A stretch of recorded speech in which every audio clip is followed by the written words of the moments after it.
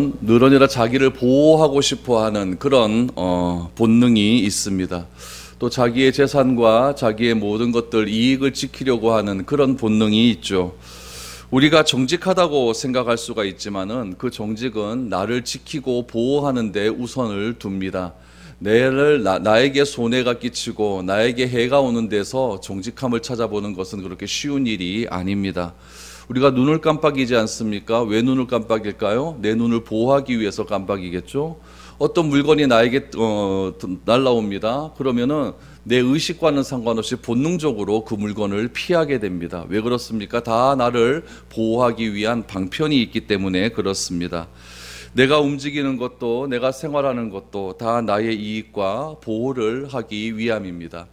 오늘 철저하게 자기중심적으로 살아간 한 사람을 오늘 본문을 통해서 여러분들과 한번 생각해 보려고 합니다. 그 사람이 누구였냐면은 북쪽 이스보셋 왕의 총사령관이었던 아브넬이라고 하는 사람입니다. 이 아브넬이라고 하는 사람은 베냐민 지파였고 또 이스라엘의 총사령관이었고 또 북쪽 이스보셋 왕을 왕으로 세우는데 최고의 공적을 올렸던 그런 사람이었습니다. 유다 지파가의 왕이 된 다윗과 맞서서 사울의 일가를 지키기 위해서 사울의 아들이었던 이스보셋을 왕으로 세웠고 유다를 제외한 나머지 11지파를 하나로 뭉친 사람이 바로 아브넬이었습니다. 여러분, 이런 아브넬의 지도력을 여러분 상상할 수 있겠습니까?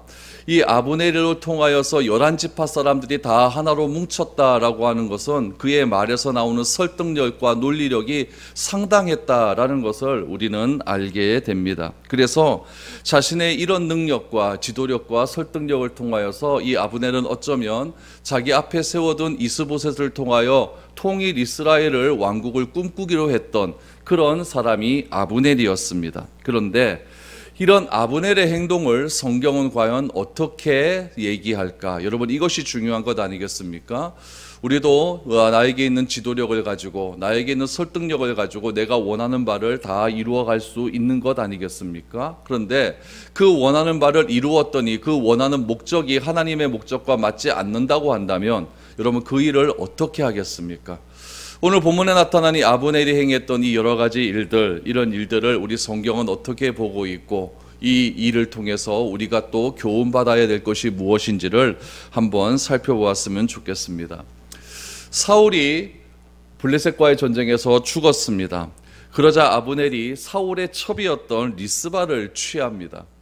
그러자 사울의 아들이었던 이스보셋이 아브넬을 불러서 어떻게 네가 내 아버지의 첩이었던 리스바를 취할 수 있느냐라고 그렇게 따지듯이 물었습니다. 그랬더니 아브넬이 그 말에 분노하기 시작합니다. 내가 너를 왕으로 세웠는데 왕으로 세운 것에 감사히 여겨야 되지. 내가 너를 다윗 왕가에서 다윗 왕들이 너를 죽이려고 했는데 그 죽음에서 보호해줘서 내가 너를 왕으로 세웠는데 너는 내가 네 아버지 첩 하나 취한 것 가지고 나를 개의 머리처럼 여기느냐라고 하면서 분노하기 시작을 했습니다. 그리고는 밀사를 다윗에게 보냅니다. 그리고 그 밀사를 통해서 다윗에게 보낸 내용이 무엇이었냐면은 온 이스라엘을 다윗에게 주겠다라고 하는 밀서를 보내게 되죠. 그러자 다윗이 그 밀서를 받고 또 이상한 편지를 또 이스보셋에게 보냅니다. 그 편지의 내용이 무엇이었냐면은 옛날에 자신의 아내가 있었죠. 자신의 아내가 있었는데 그 아내를 다시 나에게 되돌려 달라라고 하는 그런 요구사항을 하게 되죠. 그러자 이 아브넬이 알았다라고 하면서 다윗의 아내를 다시 다윗에게 보내주었습니다. 그러자 여러분, 이 서로 간에 아주 협력 관계가 잘 이루어지고 믿음 관계가 잘 이루어지게 되었다는 것이죠. 그러면 여러분, 아브넬의 이런 행동을 여러분들은 어떻게 볼 수 있을까요? 북쪽 이스라엘의 왕을 세워놓고 그 왕을 통하여서 자기의 야망을 실현하려고 했는데 사울의 첩을 취한 일로 인하여서 이스보셋과 감정적 싸움이 일어나 버리니까 그 이스보셋을 버려버립니다. 버려버리고 다윗에게 붙어서 자신의 야망을 다시 한번 취하려고 하는 이 아브넬의 모습을 우리는 볼 수 있게 됩니다. 그래서 아브넬은 다윗과의 이 밀약 관계를 이제 실천에 옮기기 위해서 이스라엘을 다윗의 손에 옮기기 위해서 여론을 조성하기 시작을 합니다. 그 요론 조성을 어떻게 하냐면 이스라엘 11지파의 장로들을 찾아가죠. 장로들을 찾아가서 이제는 이스라엘의 왕이 이스보셋이 되는 것이 아니라 다윗이 되는 것이 맞다라고 그렇게 설득하기 시작을 합니다. 그 설득의 내용이 오늘 본문 17절 말씀에 나옵니다. 무엇이라고 설득하는지 한번 보시기를 바랍니다. 17절입니다. 아브넬이 이스라엘 장로들에게 말하여 이르되 너희가 여러 번 다윗을 너희의 임금으로 세우기를 구하였으니 이제 그대로 하라. 여호와께서 이미 다윗에 대하여 말씀하시기를 내가 내 종 다윗의 손으로 내 백성 이스라엘을 구원하여 블레셋 사람의 손과 모든 대적의 손에서 벗어나게 하리라 하였음이라 하고 라고 말을 합니다. 아브넬이 이스라엘 장로들을 찾아가서 왜 다윗이 왕이 되어야 하는지 여론을 만들기를 시작을 합니다. 여론을 형성하기 위해서 이스라엘 장로들에게 다윗이 왕이 되어야 한 근거를 두 가지를 제시합니다. 첫 번째 근거는 무엇이냐면은 이스라엘 장로 당신들이 원래는 이스보셋이 왕이 되기 전에 원래는 당신들이 다윗이 왕이 되는 것이 맞았다라고 하는 근거를 세웁니다.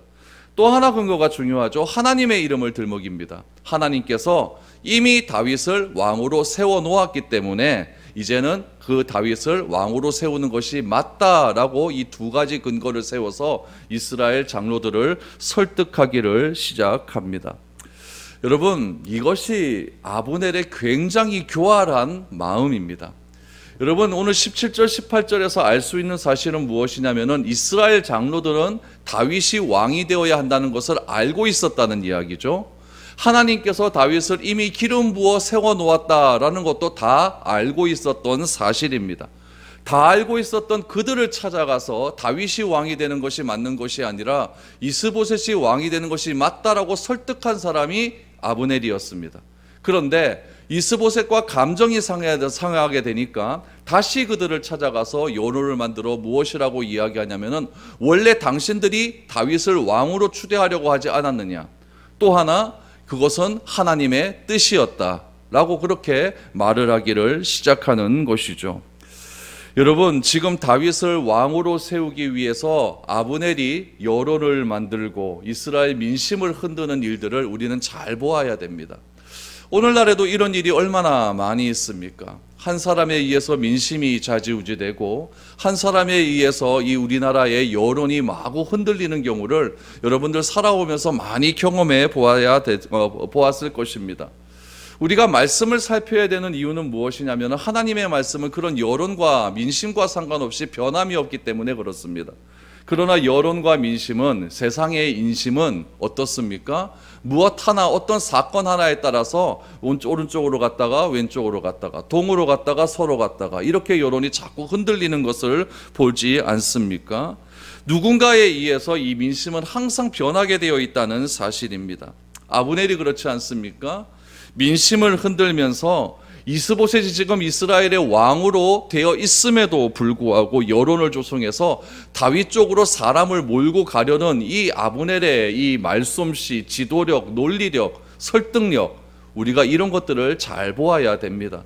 하나님께서 그 아브넬이라고 하는 사람에게 지도력을 주시고 말 잘할 수 있는 능력을 주시고 사람을 잘 설득할 수 있는 능력을 주셨다고 한다면 그런 능력을 가지고 하나님을 위해 일을 했다면 얼마나 좋았을까요? 그러나 아브넬은 하나님이 주신 그 능력을 가지고 오로지 자기를 보호하고 자기의 이익과 유익을 위해서만 사용했다는 것이 가장 큰 문제입니다. 여러분, 우리나라 속담에도 이런 속담이 있지 않습니까? 처녀가 아이를 낳아도 뭐가 있다 그래요? 할 말은 있다라고 하지 않습니까? 다 합리화를 시키는데 다 우리는 선수들입니다. 아브넬도 그런 것이죠. 자기가 제일 처음에 이스보셋이 왕으로 되어 세우는 것이 맞다라고 그렇게 주장해서 이스라엘의 장로들을 다 설득해서 이스보셋을 왕으로 세워놓고 이제 이스보셋과 싸워서 감정이 상하게 되니까 자기 합리화를 하기 시작하는 것이죠. 누구를 거기다 끌어들입니까? 하나님을 끌어들이고 있습니다. 하나님의 이게 뜻이다라고 그렇게 말을 하고 있는 것이죠. 아브넬이 변한 이유는 여러분 다른 것에 있는 것이 아닙니다. 그냥 기분이 나쁜 겁니다. 자기를 무시한 기분이 나쁜 것이죠. 사울의 첩을 아브넬이 취했는데 그것을 가지고 이스보셋이 싫은 소리 하니까 기분이 나빠서 다윗을 왕으로 세워야겠다라고 하는 이런 마음을 가지고 있는 것입니다. 여러분이 감정이 얼마나 중요합니까? 사람과 사람 사이에 관계가 흐트러지는 것도 다 기분 나빠서 그런 것 아니겠습니까? 내 마음에 들지 않고 내 감정 상하니까 나는 그 사람 다시는 안 보겠다, 이런 말하고 떠나는 것 아니겠습니까? 오늘 아브넬이 한 나라의 운명을 좌지우지하는 그런 것에도 여러분 무엇이 사용되고 있냐면은 그 한 사람의 감정이 사용되고 있다라는 것을 우리는 잘 기억해야 됩니다. 한 사람의 감정이 여러분 그 사람이 속해 있는 공동체의 민심이 흔들어지고 그 한 사람의 감정이 상함을 통해서 여론이 동요되어서 어려운 일들이 일어나게 된다는 것을 우리는 잘 기억을 해야 된다는 것이죠. 그래서 아브넬은 제일 처음에 여론을 조성하기 위해서 이스라엘 11지파의 가장 지도자격인 장로들을 찾아가서 그들을 설득합니다. 그리고 두 번째로 누구를 찾아갔을까요? 이번에는 사울의 가족이었던 베냐민 지파를 찾아갑니다. 19절을 한번 보시죠. 아브넬이 또 베냐민 사람의 귀에 말하고 아브넬이 이스라엘과 베냐민의 온 집이 선하게 여기는 모든 것을 다윗의 귀에 말하려고 헤브론으로 가니라. 아브넬이 부하 20명과 더불어 헤브론에 이르러 다윗에게 나아가니 다윗이 아브넬과 그와 함께한 사람을 위하여 잔치를 배설하였더라 라고 말합니다. 장로들 설득이 된 것 같아요. 설득이 되고 난 다음에 이제 베냐민 지파에게 갑니다. 그럼 왜 하필이면 베냐민 지파를 찾아갔을까요? 이유는 사울 때문에 그렇죠. 사울이 베냐민 지파 아닙니까? 아브넬 또한 베냐민 지파입니다. 그렇기 때문에 베냐민 지파를 찾아가지 않을 수가 없는 것이죠. 그런데 여러분, 다윗과 이 베냐민 지파, 다윗은 유다 지파고 사울은 베냐민 지파 아닙니까? 이 다윗과 베냐민 지파는 이게 굉장히 사울이 왕이 되고 그 다음에 다윗이 왕으로서 기름은 부음을 받았다라고 하는 소문이 이스라엘에 퍼지기 시작하면서 베냐민 지파와 이 유다 지파의 관계가 굉장히 안 좋아집니다. 그리고 결국은 사울이 죽지 않습니까? 그 죽음의 원인을 누구로 찾느냐? 이 다윗에게 찾는 것이죠. 그러니까 유다 지파하고는 굉장히 베냐민 지파가 앙숙 관계에 있었다는 거죠. 이걸 누가 알고 있었느냐? 아브넬은 너무나 잘 알고 있었던 거예요. 그래서 베냐민 지파에게 가서 이제는 우리가 이스보셋을 패하고 다윗을 왕으로 세우자 그랬더니, 여러분, 자존심이 있죠. 자존심이 있죠. 그렇게 못하겠다라고 말하는 것이 그래도 자존심을 세우는 일일 것인데, 이 베냐민 지파가 19절 말씀해 보니까 선하게 여겼다라고 말을 합니다. 선하게 여겼다. 왜 자존심 꾸며가면서 이 아브넬이 하는 말을 베냐민 지파가 받아들였을까요? 이유는 딱 하나입니다. 우리 베냐민 지파가 사울이 죽은 이후에 완전히 왕권이 망해져 가고 있기 때문에 그렇습니다. 더 이상 이 베냐민 지파에는 희망이 없다라고 생각을 하니까 이 베냐민 지파가 살기 위해서는 어떻게 해야 될까? 유다 지파에 붙어야겠다라고 하는 그런 생존의 그런 보호 본능이 이 지파 공동체 가운데 막 자리 잡기 시작을 하는 것이죠.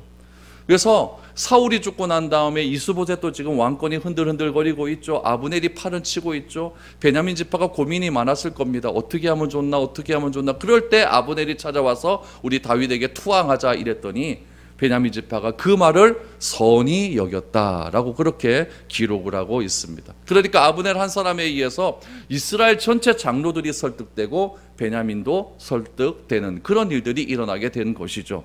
그 이후에 20절 말씀해 보니까 이 아브넬이 자기의 수하 20명을 데리고 다윗에게 갔더니 다윗이 성대한 리셉션을 열기 시작하는 거죠. 잔치를 열기 시작하는 겁니다.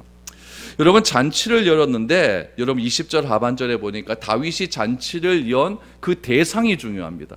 20절에 보니까 하반절에 뭐라고 이야기하냐면 다윗이 아브넬과 그와 함께한 사람을 위하여 잔치를 베풀었다라고 말을 하고 있는 것이죠. 그러니까 다윗도 아브넬의 그 모든 요구 조건을 받아들였다는 이야기입니다. 수용했다는 이야기죠. 여러분, 세상이 정말 이런 것 같습니다. 베냐민 지파하고 이 이스보셋은 어떻게 보면 한 가문 아닙니까? 한 가문인데 이 이스보셋이 힘이 없다고 하니까 자기 친족도 버려버리는 게 세상입니다.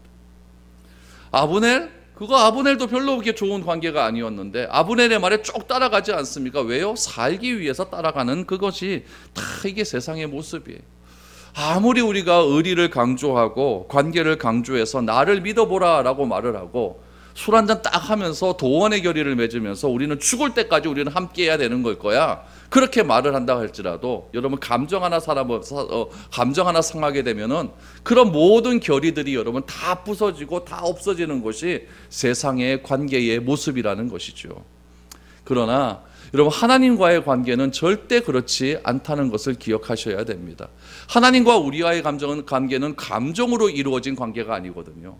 하나님과 우리와의 관계는 철저하게 하나님의 희생과 하나님의 헌신과 하나님의 계획과 하나님의 사랑하심과 하나님의 은혜로서 이어진 관계이기 때문에 여러분 하나님이 잘못할 일은 없지 않습니까? 다 우리가 잘못한 거죠. 내가 좀 잘못해서 하나님은 이제 끝난 것 같아. 하나님이 날 버리신 것 같아. 그렇다 할지라도 하나님은 우리를 버리시는 그런 분은 아니라는 이야기입니다. 내 감정과 내 생각이 하나님을 너무 쪼잔한 분으로 만들고 있다는 이야기죠. 하나님을 세상에서 일어나는 그런 관계가 똑같은 관계로 여러분 그렇게 여겨서는 안 된다는 것을 우리는 알아야 됩니다. 이런 하나님과의 관계만 잘 되어 있어도 우리는 사람과의 관계를 더욱더 풍성하게 누리며 살아갈 수 있다는 이야기예요. 사울 왕조가 완전히 몰락이 되는 것이죠. 그래서 20명을 데리고 헤브론, 다윗이 있는 헤브론으로 갔더니 잔치가 벌어지기 시작을 합니다. 그러면서 그 잔치 속에서 다윗과 아브넬이 하는 말을 여러분 주목해서 보아야 됩니다. 어떤 말들이 오고 갔을까요? 우리 21절 말씀 보시죠. 아브넬이 다윗에게 말하되 내가 일어나 가서 온 이스라엘 무리를 내 주 왕 앞에 모아 더불어 언약을 맺게 하고 마음에 원하시는 대로 모든 것을 다스리시게 하리이다 하니 이에 다윗이 아브넬을 보내매 그가 평안히 가니라.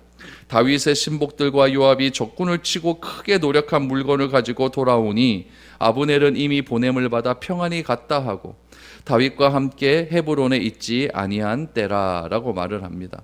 여러분 다윗이 아브넬을 왜 받아들였을까요? 다윗이 유다 지파의 왕이 된 이후에 몇 년 동안 유다 지파의 왕이 됐냐면 7년 6개월을 한 지파의 왕이 됩니다.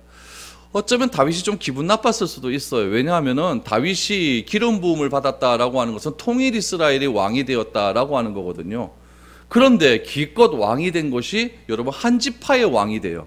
그 한 지파의 왕이 된 것을 몇 년 동안 있었느냐? 7년 6개월을 기다렸습니다. 여러분 다윗이 이 한 지파의 왕이 되었다라고 하는 사실에 일단은 불만을 가지지 않았던 이유가 무엇이냐면은 다윗은 그 자리를 탐하지 않았기 때문에 그렇습니다. 하나님이 기뻐하시고 하나님이 원하시는 왕의 모습이 어떠한가를 다윗은 늘 언제나 고민하고 생각하고 있었고 그런 왕의 모습이 될 수 있도록 7년 6개월 동안 다윗은 훈련받고 그렇게 하루하루를 보냈던 것이죠. 그런데 갑자기 아브넬이 자신에게 다가와서 통일 이스라엘의 왕위를 제안합니다. 이 제안을 통해서 다윗이 생각을 하는 거죠. 오래전에 나에게 기름을 부어서 이스라엘에게 왕이 되게 주겠다고 하는 그 약속이 이 아브넬을 통해서 드디어 이루어지는구나 라고 하는 생각이 다윗의 머리 가운데 탁 들어오기를 시작하는 겁니다. 그리고는 아브넬이 그 잔치석상에서 다윗에게 무엇이라고 하느냐 21절 말씀해 보니까 내 주 왕이여 라고 말을 합니다. 내 주 왕이라고 말을 합니다. 이 아브넬이 처음으로 다윗에게 한 호칭이 무엇이냐면은 내 주 왕입니다. 아브넬에게 있어서 왕, 주는 누구였냐면은 이스보셋이었죠. 근데 이스보셋과 딱 갈라지고 나서 여러분 이 아브넬이 다윗에게 왕이여 내 주여라고 이야기를 합니다. 그리고는 하는 말이 무엇이냐면은 모든 이스라엘 11지파를 다 모아서 당신 앞에 세워놓고 그 앞에서 당신을 왕으로 세우는 언약을 맺겠다라고 이야기를 합니다. 여러분 이것이 얼마나 교만한 말입니까? 여러분 사람을 세우고 사람을 왕으로 세울 수 있는 분은 하나님밖에 없습니다. 그 하나님 자리에 누가 올라가겠다고 하는 거예요? 아브넬이 올라가겠다고 하는 거죠. 그 근거가 무엇입니까? 11지파의 장로들을 다 자기 편으로 만들었거든요. 거기다가 다윗과 완전히 반대적에 있었던 베냐민 지파까지 다 설득해서 자기 수하에 있어 버리니까 이제 다윗을 왕으로 추대하는 것은 바로 내가 될 수 있다라고 하는 교만함이 막 올라오기 시작하는 겁니다. 그래서 내 주 왕이여 이스라엘 모든 백성 앞에서 당신을 왕으로 추대하는 언약을 내가 맺게 하겠습니다 라고 말을 합니다. 그리고 아브넬이 무엇이라고 이야기를 하냐면은 장차 온 이스라엘의 왕이 되면은 다윗을 왕위에 세워준 1등 공신인 자기 말을 따를 것으로 기대를 하고 그렇게 말을 하는 것이죠. 그때 다윗이 그 말을 듣고 어떠했을까요? 진짜 기분 좋았겠죠. 나를 막 세워주는데 기분 안 좋아할 사람이 어디 있습니까? 더군다나 다윗이 생각하기에는 이제 드디어 하나님의 언약이 이런 식으로 실현이 되는구나, 하나님의 약속이 이렇게 실현되는구나 라고 하는 확신 가운데서 지금 아브넬을 맞이했기 때문에 전혀 다윗도 꺼리낌이 없었습니다. 그러나 하나님은 이런 식으로 왕이 되는 것을 별로 좋아하시는 그런 분이 아니시죠. 그래서 결국에는 이 일로 인하여서 사단이 벌어지기를 시작합니다. 하필이면 그때 다윗과 아브넬이 협상을 하고 있고, 그 협상이 다 끝나고 아브넬이 다시 자기의 고향으로 올라가고 있었을 때에, 여러분 22절 말씀에 보니까 다윗의 신복들과 요압이 적군을 크게 무찌르고 노약한 물건을 가지고 여러분 헤브론으로 돌아오는 일이 일어납니다. 여러분 학자들은 이것을 가지고 몇 가지 추측을 합니다. 어떻게 추측을 하냐면은 요압과 아브넬과의 관계가 좋지 않지 않습니까? 요압의 동생 아사엘을 아브넬이 죽였잖아요. 그러니까 아브넬과 요압은 철천지 원수지간입니다. 그런데 그 원수를 다윗이 품어요. 그러면 요압이 가만히 있겠습니까? 요압의 그런 자기의 권세도 굉장히 다윗 그 왕국 안에서 강하지 않습니까? 그러니까 일부러 요압을 전쟁터로 보냈다라고 하는 그런 추측도 가능합니다. 또 하나의 추측은 무엇이냐면 하필이면 그때 전쟁이 일어났다라고 하는 그런 추측도 가능할 수가 있겠죠. 아무튼 전쟁은 일어났고 다윗과 아브넬이 만나는 그 시점에 요압은 없었다는 게 중요한 것이죠. 요압은 없었습니다. 다윗과 아브넬은 전쟁 이제 다 합의 다 하고 아브넬은 집으로 돌아갑니다. 그때 요압이 돌아왔는데 어떤 한 사람이 요압에게 찾아와서 아브넬이 왔다가 다윗과 협상 잘하고 집으로 돌아갔다라고 하는 정보를 요압에게 전하기 시작을 합니다. 요압이 그 말을 듣고 머리를 잡기 시작을 하는 것이죠. 다윗에게 배신감이 안 느꼈겠습니까? 내 동생을 죽인 원수가 내 집 앞마당까지 와서 다윗과 잔치를 벌이고 돌아갔다. 이거는 요압에게 있어서는 있을 수가 없는 일입니다. 요압이 어떻게 하는지 보시기를 바랍니다. 23절, 24절입니다. 요압 및 요압과 함께한 모든 군사가 돌아오매 어떤 사람이 요압에게 말하여 이르되 내레 아들 아브넬이 왕에게 왔더니 왕이 보내매 그가 평안히 갔나이다 하니 요압이 왕에게 나아가 이르되 어찌하심이니까 아브넬이 왕에게 나왔거늘 어찌하여 그를 보내 잘 가게 하셨나이까 라고 말을 합니다. 여러분 여기에서 이 요압의 야망도 보셔야 됩니다. 지금 요압의 원수와 같은 사람 아브넬이 와서 다윗과 협상을 하고 갔어요. 그리고 이 아브넬이 다윗에게 제시한 조건이 무엇이었냐면 통일 이스라엘의 왕이 될 수 있도록 해주겠다라고 하는 조건을 제시합니다. 그러면 요압의 생각에는 머리가 팍팍 돌아가죠. 이제 총사령관 자리는 내가 아니라 아브넬이겠구나, 이런 생각이 드는 거죠. 그러니까 요압은 자기 자리의 위태로움을 느끼게 되는 것이죠. 자기의 권력이 빠져나갈 것 같은 그런 생각을 느끼게 되는 것입니다. 또 하나, 다윗에 대한 배신감이죠. 내 동생을 죽인 사람이 아브넬인데 이 아브넬을 잡아 죽이는 것이 아니라 오히려 아브넬을 자기의 편으로 만든다? 이것을 굉장히 요압이 다윗에 대한 섭섭함이 일어나게 되는 것이죠. 그 섭섭함을 어떻게 표현했느냐? 24절에 보니까 어찌하여 그를 보내 잘 가게 하셨나이까? 죽여야 된다는 얘기죠. 어찌하여 잘 가게 하셨나이까? 라고 말을 합니다. 그리고는 25절에 보면 드디어 요압이 불만을 토로합니다. 이렇게 이야기합니다. 25절, 왕도 아시려니와 내레 아들 아브넬이 온 것은 왕을 속임이라. 그가 왕이 출입하는 것을 알고 왕이 하시는 모든 것을 알려 함이니이다 라고 말을 합니다. 스파이라는 이야기죠. 자기가 정권 잡으려고 하는 일입니다. 왕이여 속으시면 안 됩니다 라고 이야기를 하는 거죠. 요압은 섭섭했어요. 자기를 믿지 않고 아브넬을 믿는다는 것, 그 문제 때문에 섭섭해서 감정이 또 상하기 시작을 합니다. 또 자기 동생을 죽인 그 아브넬을 죽이지 않고 내 대신 원수를 갚아주지 않고 오히려 그를 받아들였다는 데에 대해서 더 감정이 상하기를 시작하는 것이죠. 그래서 결국에는 요압이 피해 복수를 감행하기 시작을 합니다. 어떻게 복수를 할까요? 26절, 27절입니다. 이에 요압이 다윗에게서 나와 전령들을 보내 아브넬을 쫓아가게 하였더니 시라 우물가에서 그를 데리고 돌아왔으나 다윗은 알지 못하였더라. 아브넬이 헤브론으로 돌아오매 요압이 더불어 조용히 말하는 듯이 그를 데리고 성문 안으로 들어가 거기서 배를 찔러 죽이니 이는 자기의 동생 아사엘의 피로 말미암음이더라 라고 말합니다. 요압은 다윗에게 불만 다 이야기하고 다윗에게서 나갑니다. 나가고 난 다음에 자기의 부하를 시켜서 아브넬을 쫓기 시작을 합니다. 그랬더니 아브넬이 어디 있었냐? 시라 우물가라고 하는 동네에 있었어요. 여러분, 헤브론은 어디 있냐면 사해 서쪽에 있거든요. 사해 서쪽에 위치한 도시. 그리고 아브넬은 어디에 있습니까? 북쪽에 있지 않습니까? 그러니까 이 아브넬이 헤브론에서 북쪽으로 가는 사해 길로 해서 쭉 북쪽으로 올라가는 그쪽 길로 가고 있었던 것은 분명합니다. 그 길로 가는 도중에 우물가가 있었다는 이야기죠. 시라 우물가라고 하는데 이 시라 우물가가 오늘날에는 어느 우물가인지 모릅니다. 그런데 왜 하필이면은 아브넬이 시라 우물가에 머물렀을까요? 이유는 뭐냐면 딱 하나밖에 없습니다. 광야길을 걸어가는 게 쉽지가 않거든요, 한낮에. 특히 이 사해에서 이 예루살렘으로 올라가는 그 길은요, 다 광야입니다. 아무것도 없습니다. 산과 바위밖에 없습니다. 그 길을 그냥 땡빛에 올라간다는 건 쉽지 않은 것이죠. 그래서 우물가라고 하는 것은 오아시스 아니에요. 이 오아시스에서 그늘에서 자기와 함께한 20명과 좀 쉬다가 해 떨어지고 날이 좀 온도가 내려가면 그때 가려고 잠시 쉬고 있었다는 이야기죠. 그 쉬고 있는 그때에 누가 찾아왔느냐? 요압이 보낸 전령들이 찾아옵니다. 찾아와서 요압이 말하는 대로 그를 데리고 오라라고 이야기를 합니다. 그럼 여러분, 아브넬이 미쳤다고 다시 헤브론으로 가겠습니까? 아브넬이 이 사람 요압 보낸 거 뻔히 아는데, 요압이 보낸 거 뻔히 아는데 미쳤다고 요압을 따라가겠습니까? 그러면 요압이 아브넬에게 거짓말을 했다는 이야기예요.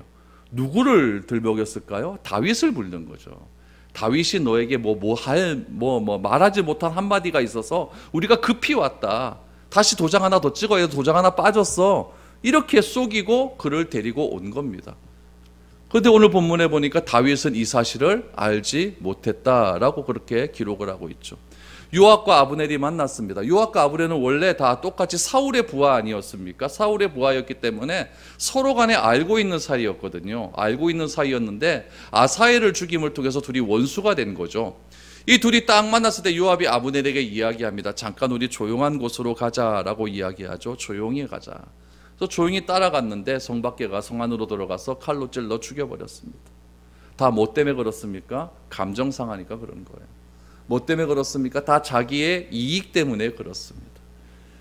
자기 자신이 살려고 하는 일이 살인하고 찔러 죽이고 쏘기고 거짓말하고 관계 깨지고 권력 탐하려고 하고 이런 일들이 여러분 다윗이 있었던 그 시대나 오늘 우리가 살아가는 이 시대나 똑같이 일어나는 악이라는 것이죠. 여러분, 세상은 자기 자리를 지키기 위해서 자기의 논리를 펼쳐 여론을 만들고 자기 입장을 내세웁니다. 그리고 그 길이 맞다라고 이야기를 합니다. 그러면은 내가 말하는 그 논리와 내가 말하는 그 여론이 항상 맞을까요? 하나님이 보시기에 안 맞다고 하면 어떡합니까? 사람은 다 맞다고 하는데 하나님이 안 맞다라고 하면 어떡합니까? 사람이 다 맞다고 하는 여론은 무엇이냐면 넓은 길입니다. 하나님이 맞다라고 하는 길은 좁은 길입니다. 근데 그 좁은 길은 세상 사람들이 맞지 않다라고 이야기를 합니다. 항상 우리는 이 넓은 길과 좁은 길의 싸움입니다. 사람들이 맞는 여론이 맞다라고 하는 그 넓은 길과 하나님이 틀리다고 하는 그 넓은 길을 거부하고 우리는 하나님이 맞다라고 하는 좁은 길을 선택해서 그렇게 우리 신앙생활 해야 될 것 아니겠습니까? 결국은 가치의 싸움이고 결국 하나님께서 이 세상을 어떻게 바라보고 있는가 이것을 우리가 분명히 알아갈 때에 우리는 좁은 길을 선택할 수 있는 것입니다. 오늘 아브넬과 다윗과 요압과의 이 관계 속에서 아주 처절한 일이 벌어지지 않습니까? 여러분 삶 속에서 이런 일들이 나의 삶 속에서는 일어나지 않았는가? 다 한 번쯤은 경험해 보았을 것입니다. 여러분, 이런 일들이 나에겐 더 이상 일어나지 않게 해달라고 기도하십시오. 그래서 하나님과의 관계를 잘함을 통해서 내 감정 때문에 사람과의 관계가 깨어지고, 내 감정 때문에 내 자리 싸움한다고 사람을 죽이고 모함하는 그런 일들이 일어나지 않게 해달라고 기도하셔서 항상 우리가 하나님을 사랑하고 이웃을 사랑하는데 최선을 다할 수 있는 그런 삶을 살게 해달라고, 신실하신 하나님만 의존하고 살아갈 수 있게 해달라고 우리가 기도하며 나아갈 수 있는 그런 오늘 이 시간이 될 수 있기를 바랍니다.